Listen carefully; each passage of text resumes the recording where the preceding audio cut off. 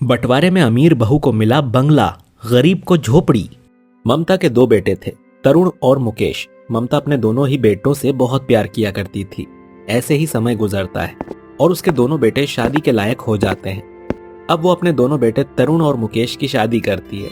तरुण की शादी शिखा नाम की एक मिडिल क्लास फैमिली की लड़की से होती है, जो कि रंग रूप में थोड़ी सांवली थी और जिसकी आईब्रोज मोटी मोटी सी थी। तो वहीं मुकेश की शादी एक अमीर परिवार में होती है। दोनों ही बहुओं का आज ससुराल में पहला दिन था। मोहल्ले की कुछ औरतें दोनों बहुओं को देखने आई थीं। तभी शिखा सभी के लिए चाय नाश्ता लेकर आती है। शिखा सभी को चाय और नाश्ता देती है। तभी वहां पर नैना एक सुंदर सी साड़ी में सजी सवरी आती है। मोहल्ले की सभी औरतें नैना को देखकर खुश हो जाती हैं। तभी आरती कहती है, अरे वाह ममता, तेरी छोटी बहू तो बड़ी ही खूबसूरत है, बिल्कुल किसी पिक्चर की हीरोइन की तरह लग रही है। तेरी बड़ी बहू भी अच्छी है, लेकिन छोटी वाली की तो बात ही अलग है। तेरी बड़ी बहू तो उसके आगे बिल्कुल फीकी लग रही है, जैसे बिरयानी की आगे खिचड़ी।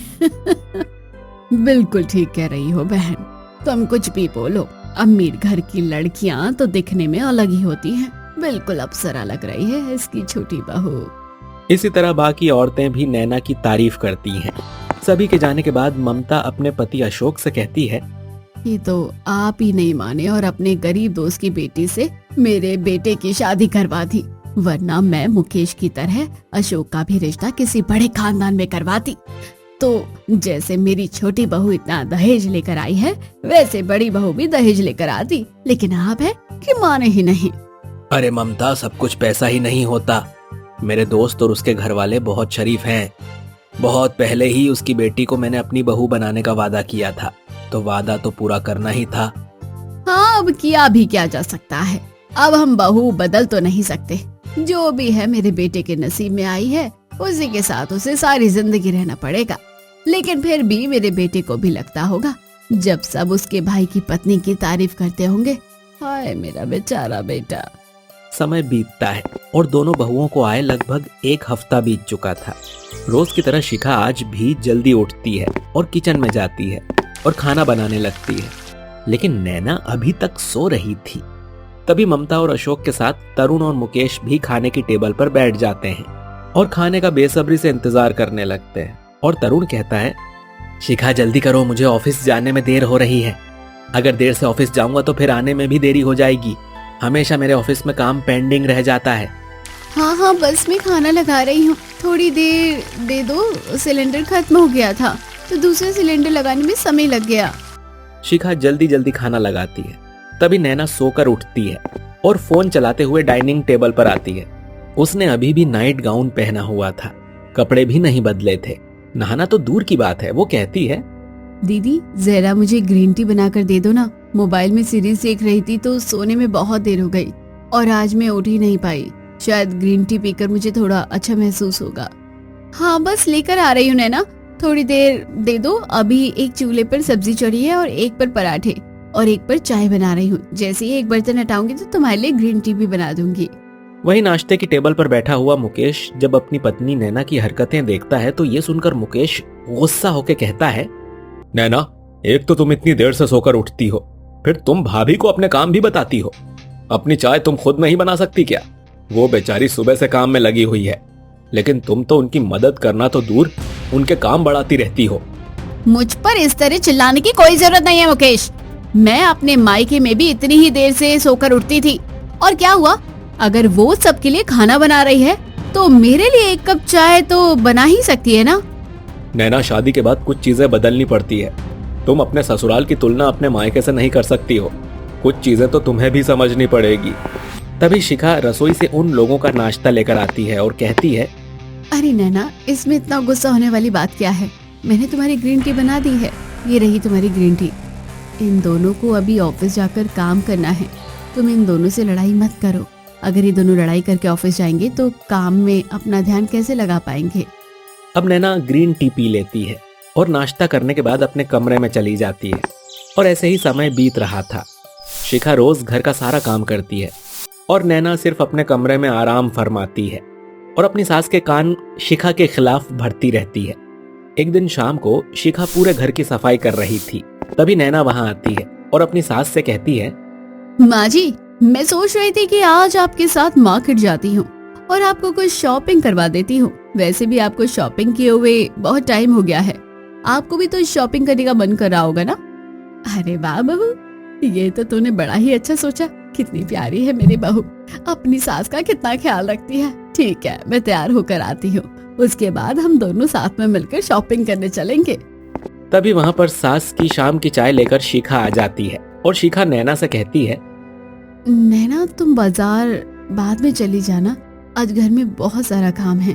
पहले मेरे साथ कुछ काम करवा लो, आज मेरे पेट में बहुत तेज दर्द हो रहा है। वैसे शाम के 4 बज गए हैं, अब शॉपिंग करने क्या जाओगी? देखो शिखा दीदी, आप मुझे नौकरों की तरह ट्रीट करना बिल्कुल बंद करो। मैं आपकी तरह किसी गरीब परिवार की लड़की नहीं हूँ जो मैं आपके इशारों पर नाचूंगी। और ये आप जैसे गरीब लोगों का ही काम है कि सारा दिन घर का काम करो, ये मेरा काम नहीं है। हम अमीर लोग हर दिन अपने शौक पूरी करते हैं, आपकी तरह घुट घुट कर नहीं जीते हैं। ये तुम क्या कह रही हो नैना? घर का काम करने से कोई नौकर नहीं बन जाता। मेरी माँ भी अपने घर का सारा काम करती थी, मैं भी करती हूँ, और हम दोनों के आने से पहले माँ जी भी इस घर का काम अकेले ही बिना किसी नौकर के ही करती थी। और इस घर को अकेले ही बिना किसी नौकर के ही माँ जी ने संभाला हुआ था। फिर तुम्हें ऐसा क्यों लगता है कि घर का काम नौकर ही करते हैं और इस घर के काम की जिम्मेदारी अकेली मेरी नहीं है, तुम्हारी भी है। ये सब सुनकर अशोक वहाँ आया और शिखा बहू का साथ देते हुए कहने लगा, शिखा बहू घर का सारा काम अकेले ही कर रही है। नैना बहू, तुम्हें उसके साथ काम करवाना चाहिए। आज तो समय नहीं है, तुम कल चली जाना अपनी सास को लेकर शॉपिंग के लिए, पर आज बहू के साथ काम करवा दो, उसकी तबीयत ठीक नहीं है बेटा। अरे काम कर रही हो तो कौन सा बड़ा काम कर रही है, घर का तो काम कर रही है। वैसे भी उसे काम करने के अलावा जीवन में काम ही क्या है, छोटी बहू की बराबरी तो वो कर भी नहीं सकती। आज तक मुझे अपने पैसों से कभी रुमाल भी नहीं दिलवाया है इसने, इसलिए बहू मुझे शॉपिंग पर ले जा रही है तो इसे बुरा लग रहा है। माँ जी, आप हमेशा ही नैना की साइड लेती हो, लेकिन मैं कभी कुछ नहीं कहती। लेकिन दोनों बहुएं आपकी हैं, आपको तो इंसाफ करना चाहिए। अगर मैं गरीब हूँ तो उसमें मेरी क्या गलती? आप जब देखो मुझसे पराया व्यवहार करती है, मुझे भी बुरा लगता है। इंसाफ और तुम्हारे और मेरे बीच हम दोनों की कोई बराबरी नहीं है। तुम एक गांव की गवार लड़की हो और मैं अमीर घर की एक अमीर लड़की हूँ। जब तुम्हारी औकात मेरी जितनी हो जाए तब बराबरी करने की बात करना। दोनों बहुओं की बहस बहुत बढ़ जाती है। परिवार के बाकी लोग भी वहाँ आ जाते हैं। तब ममता कहती है, बस बहुत हो गया बहू, मैं अब इस घर में और कलेश नहीं करवाना चाहती। अगर तुझे मेरी छोटी बहू से इतनी प्रॉब्लम है तो निकल जा मेरे घर से। आज के बाद तुम दोनों बहुएं एक साथ नहीं रह सकती। ये आप क्या कह रही हैं माँ जी? ऐसा मत कीजिए, हमारे बीच बंटवारा मत करवाइए। मैं कभी भी इस घर का बंटवारा नहीं चाहती, मैं तो बस अपना बराबर का हक चाहती हूँ। इसमें मेरी क्या गलती है? मैं इस घर में रहकर वो सम्मान चाहती हूँ जो नैना को मिलता है। तेरे चाहने से क्या होता है? मैंने कह दिया ना कि तू इस घर में नहीं रहेगी, मतलब नहीं रहेगी। हमारे घर के सामने आंगन में जो झोपड़ी है, तू चाहे तो वहाँ रह सकती है, और उस झोपड़ी में भी तुझे अपनी बेटी की वजह से रहने की जगह दे रही हूँ। ये सब देखकर अब तरुण को बहुत बुरा लगता है और उसे ये महसूस होता है कि सच में उसकी माँ ममता उसकी बहू शिखा को बिल्कुल भी पसंद नहीं करती। और अब वो अपनी बीवी के साथ खड़े होते हुए कहता है, शिखा, अब बहुत हो गई तुम्हारी बेइज्जती, अब मैं और बर्दाश्त नहीं कर सकता। अभी चलो मेरे साथ, हम उस झोपड़ी में रह लेंगे, लेकिन इस महल में रहना मुझे गवारा नहीं है, जहाँ तुम्हारी कोई इज्जत नहीं, जहाँ पर परिवार खुशी खुशी रहकर सुख की 2 रोटी खा ले। वो झोपड़ी महल से कम नहीं लगेगी। ऐसा कहकर तरुण अपनी पत्नी शिखा को लेकर उनके घर के आंगन में बनी हुई झोपड़ी में जाकर रहने लगता है। एक दिन जब तरुण अपने घर वापस आता है तो शिखा उसके लिए खाना निकालती है और कहती है, चलिए आप खाना खा लीजिए। हमारा पहले घर जैसा अच्छा खाना तो नहीं है, लेकिन इस खाने से पेट जरूर भर जाएगा। तरुण देखता है कि शिखा ने दाल चावल बनाए हैं।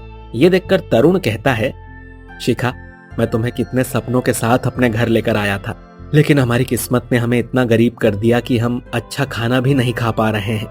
मुझे माफ कर दो, ये सब कुछ मेरी वजह से हो रहा है। आप चिंता मत करिए, मैं आपके साथ खुश हूँ। वैसे अगर आप बुरा ना माने तो मैं नौकरी करना चाहती हूँ। पापा ने मुझे इतना पढ़ाया है, वो चाहते थे कि मैं जॉब करूँ, पर माँ जी को बुरा ना लगे इसलिए मैंने कभी कहा नहीं। पर अब मैं अपनी खुशी से आपका साथ देना चाहती हूँ, अगर आपको कोई एतराज ना हो तो। हाँ हाँ शिखा, ये तो बहुत अच्छी बात है। तुम कल से ही ऑफिस ज्वाइन कर सकती हो। अगर तुम काबिल हो तो तुम्हें अपनी काबिलियत इस्तेमाल करनी चाहिए। मैं उन मर्दों में से नहीं हूँ जो पत्नी को सिर्फ रसोई में झोंक कर रखे। एक तरफ शिखा जहाँ ऑफिस ज्वाइन करती है तो वहीं दूसरी तरफ नैना काफी देर तक सोती रहती है, जिससे उसके सास ससुर और उसके पति को समय पर ना ही नाश्ता मिलता है और ना ही खाना। रोज की तरह आज भी सुबह के 9 बज चुके हैं और नैना सोई थी। तभी उसकी सास उसके कमरे में आती है और कहती है, अरे नैना बहू, कितनी देर हो गई, उठना, तेरे पति को ऑफिस जाना है और मुझे भी भूख लग रही है। सोती रहेगी तो मुकेश को आज ऑफिस जाने में फिर से देर हो जाएगी। घर की बहू को समय से उठ जाना चाहिए, और तू तो जानती है ना, मुझे शुगर है, मुझे समय से खाना चाहिए होता है। ओ माँ जी, आप कितना हल्ला करती हो, मुझे सोने दो, आप जाओ यहाँ से। बेकार में मेरी नींद खराब करने की कोई जरूरत नहीं है आपको। मेरे आने से पहले भी तो आप खुद खाना बनाती थी ना, अभी भी खुद खाना बना लीजिए और अपने बेटे को भी खिला दीजिए, और मेरे लिए खाना ढक कर रख देना, जब मैं बोलूंगी तब गर्म करके दे देना। बहुत जगाने पर भी जब नैना नहीं उठती तब ममता रसोई में आती है और खाना बनाने लगती है और अपने आप से कहती है, हे भगवान, मेरी बड़ी बहू जब तक घर में थी तब तक तो मुझे एक गिलास पानी भी नहीं लेना पड़ता था हाथ से। वो घर का सारा काम कर लिया करती थी, और एक ये है, ना समय पर उठती है ना काम करती है, सारा काम मुझे ही करना पड़ता है। लेकिन गलती भी तो मेरी थी, बंटवारा भी तो मैंने ही किया। इस तरह ममता खुद को दोष देते हुए खाना बनाती है। अब उसे अपनी बहू की कमी महसूस होने लगी थी और वो खाना सभी को परोसती है। सभी लोग खाना खाने लगते हैं। अब ममता मुकेश से कहती है, अरे मुकेश बेटा, तू अपनी पत्नी को समझाता क्यों नहीं है कि वो समय पर उठकर तुम लोगों का टिफिन क्यों नहीं बना देती और सारा काम किया करे। अब मुझ बुढ़िया से इतना काम तो नहीं होगा ना, बड़ी बहू तो सारा काम खुद ही कर लिया करती थी। माँ, तुमने ही तो बंटवारा किया है, तुमने ही तो भाभी को इस घर से निकाल दिया। अब इन सब में मैं क्या कर सकता हूँ? अगर आपने फैसला लेने में समझदारी दिखाई होती तो आज इस तरह हमारा परिवार दुखी नहीं होता। तुम्हारी तरह मैं भी परेशान हूँ। हाँ बेटा, तू बिल्कुल ठीक कह रहा है, मुझसे बहुत बड़ी गलती हो गई। इस घर को मेरी बहू ने जोड़ कर रखा हुआ था। वो इस घर का बहुत अच्छे से ख्याल रखती थी, लेकिन मैंने उसे खुद ही घर से निकाल कर बाहर खड़ा कर दिया। माँ होकर अपने बेटे के बारे में एक पल के लिए भी नहीं सोचा मैंने। ममता मुकेश की बात सुनकर चुप हो जाती है। परिवार का हर सदस्य बंटवारे के लिए उसे ही दोष दिया करता था। ऐसे ही समय बीत रहा था और नैना की आजादी प्रतिदिन और बढ़ती जा रही थी। दूसरी तरफ शिखा को पेमेंट मिलती है तो उसकी सहेली नीलम उसे कहती है, शिखा, आज तुझे पेमेंट मिली है ना, तू मेरे साथ पार्लर चल, मैं तेरी आईब्रो बनवा देती हूँ और तेरा फेशियल भी करवा देती हूँ, फिर तू बहुत सुंदर लगेगी। वैसे भी तू पूरे महीने तो मेहनत करती है, तो इतना तो एंजॉयमेंट बनता है ना। नहीं यार, मेरा बिल्कुल भी मन नहीं कर रहा है। वैसे भी हम इतनी मेहनत से पैसे कमाते हैं, फिर बेकार में इन सब चीजों पर पैसे खर्च करना बिल्कुल गलत है। देख यार, तू मेरी दोस्त है, अगर मैंने बोला है कि तू मेरे साथ जाएगी तो मतलब जाएगी। अब क्या तू मेरे लिए इतना भी नहीं कर सकती? शिखा मना करती है, लेकिन नीलम नहीं मानती और उसे पार्लर ले जाकर उसका फेशियल करवाती है, आईब्रोज बनवाती है और बालों को भी सेट करवा देती है। फिर शिखा जब अपने आप को आईने में देखती है तो चौंक जाती है, क्योंकि शिखा बहुत सुंदर लग रही थी। शाम को वो अपने घर आती है तो तरुण भी उसे देखकर बहुत खुश हो जाता है। एक दिन ममता अपनी बालकनी में खड़ी होती है, तभी उसे शिखा दिखाई देती है जो ऑफिस से वापस आ रही थी। ममता उसे देखकर चौंक जाती है और अपने आप से कहती है, ये क्या, ये शिखा बहू है? ये तो कितनी सुंदर हो गई है, इसकी आईब्रोज भी ठीक हो गई है। ये तो अब मेरी बहू नैना से भी ज्यादा सुंदर दिख रही है। ऐसा कैसे हो सकता है? मैंने तो कभी अपनी बहू को गौर से देखने की कोशिश भी नहीं की। फिर ममता देखती है कि शिखा घर आते ही काम में लग गई।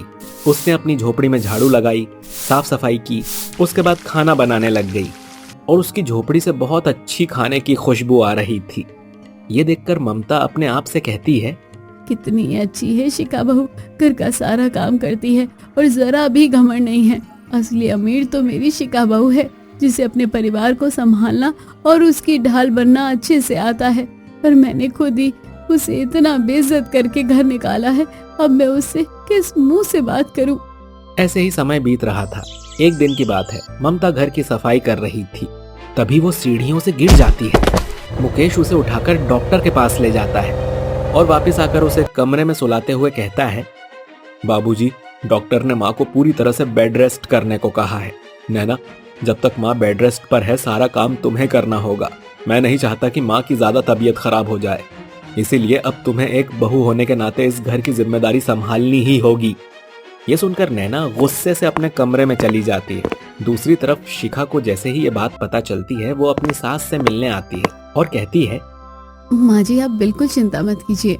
आप बिस्तर से नीचे कदम भी नहीं रखोगी। मैं ऑफिस जाने से पहले सारा काम करके आ जाऊंगी और ऑफिस के आने के बाद भी आपका सारा काम कर दूंगी। आपको कुछ नहीं होगा माँ जी, आप इस घर की बड़ी हैं। अब शिखा हर दिन ऑफिस जाने से पहले अपनी सास के पास आती है, उन्हें नाश्ता बनाकर खिलाती है, घर की साफ सफाई करती है, सारा काम करती है, फिर ऑफिस जाती है। वापस घर आकर भी वो उनके लिए खाना बनाकर लाती और उनकी सेवा करती। कुछ दिनों में ममता ठीक हो जाती है और ममता नैना से कहती है, देख नैना बहू, ऐसे काम नहीं चलेगा, तुझे सुधरना पड़ेगा। मेरा बेटा ऑफिस भूखा ही चला जाता है, घर का काम भी अच्छी तरह नहीं हो पाता और तेरे पिताजी को समय पर खाना ही नहीं मिलता। आज के बाद तुझे सब कुछ संभालना होगा। माँ जी, आपने सोच भी कैसे लिया कि मैं आपके घर नौकरानी बनकर रह सकती हूँ? मुझे ये सब करने की आदत नहीं है और मैं ये सब नहीं करूँगी। अगर आपको करना है तो आप ही कर लीजिए या फिर अपने बेटे और पति को बोलकर घर में नौकर लगा दीजिए, लेकिन मैं इस घर की नौकरानी बनकर नहीं आई हूँ जो ये सारा काम करूँ। मुझे तो बहुत पहले समझ जाना चाहिए था कि शिखा बहू लाखों में एक है।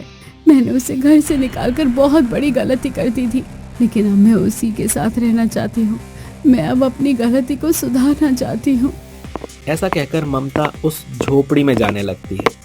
तब अशोक कहता है, रुको ममता, जहाँ तुम्हारी इज्जत नहीं है वहाँ मैं भी नहीं रह सकता। मैं भी तुम्हारे साथ चलूंगा। माँ, पिताजी, जहाँ आप लोग नहीं मैं वहाँ क्या करूँगा? मैं भी आपके साथ चलता हूँ। अब इस घर में मेरे रहने के लिए कोई जगह नहीं है।